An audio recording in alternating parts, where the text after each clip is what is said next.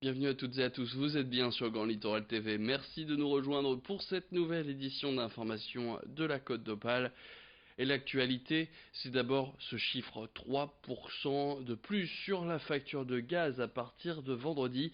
Une bien mauvaise nouvelle pour ce mois de novembre, alors que les tarifs étaient gelés, après notamment les contestations des Gilets jaunes. Le gouvernement a décidé de réindexer les prix du gaz sur celui du marché. Depuis 2005, ce tarif a même augmenté de 63% d'après Robert Bréon, le président de l'association UFC Que Choisir Lille Métropole.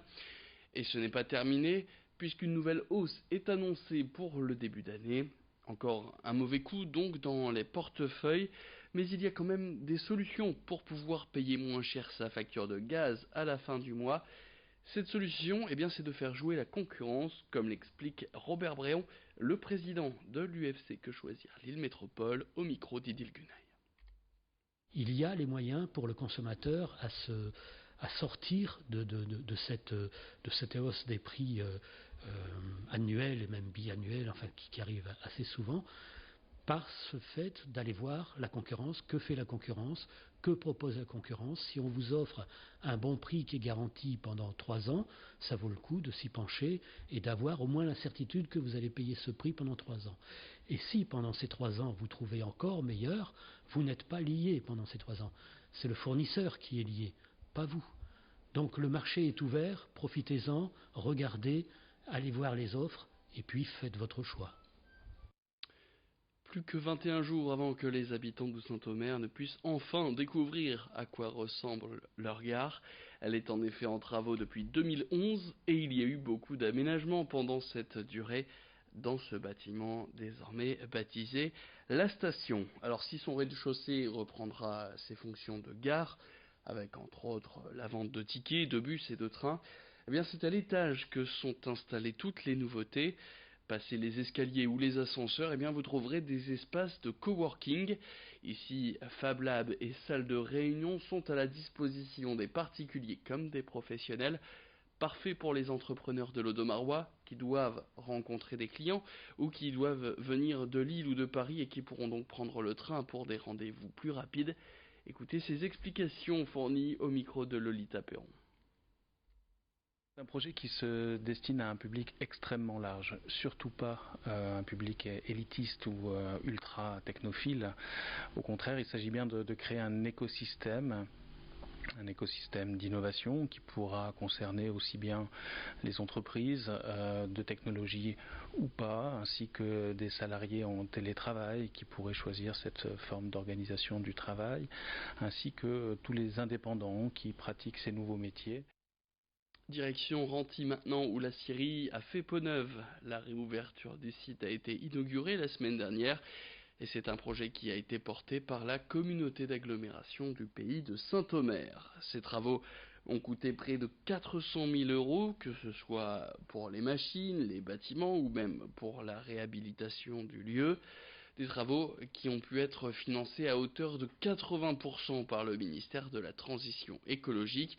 Alors cette série a deux objectifs principaux. D'abord de favoriser les circuits courts en travaillant local, mais aussi de proposer des embauches à des personnes en réinsertion professionnelle. Écoutez Alain Méquignon, il est premier vice-président de la CAPSO, la communauté d'agglomération du pays de Saint-Omer, et c'est eux donc qui ont développé ce projet. Écoutez cette interview signée Lolita Perron.